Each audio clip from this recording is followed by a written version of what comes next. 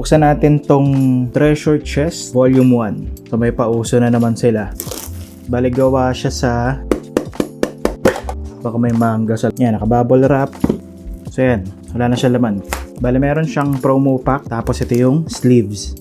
Maganda rin yung quality. Makapal din. At meron siyang 8, 10, 12 packs ng OP13. Bago ko buksan to, tignan muna natin kung may makukuha tayo dito. Malamang SR na naman to. Hindi ko naman gagamitin to, so baka pag-giveaway ko na lang. Feel ko naman ang purpose talaga nito ay lagayan ng mga box.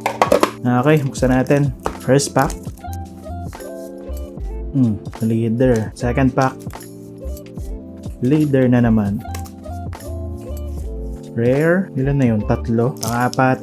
What if makamanga tayo dito? Okay. At least meron. Baka masundan pa. Tignan natin. Gusto ko yan. 6 pack. Red manga. SEC.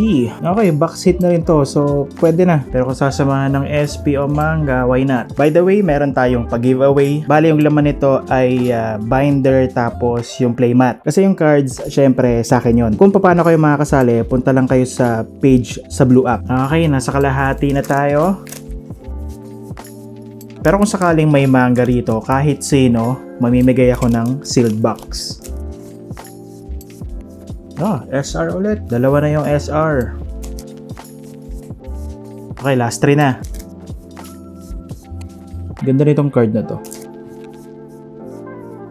Okay, hindi leader pack. Last pack magic. Kung naniniwala man kayo doon.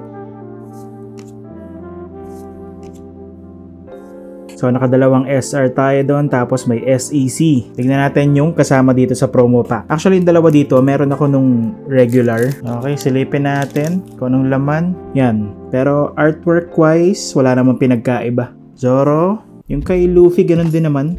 Natanggalan lang siya ng border, tapos may patch ng Asia. Okay, tignan natin yung Nami.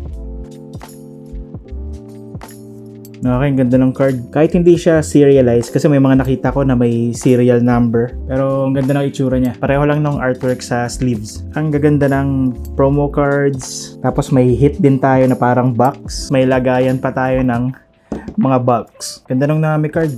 Sulit.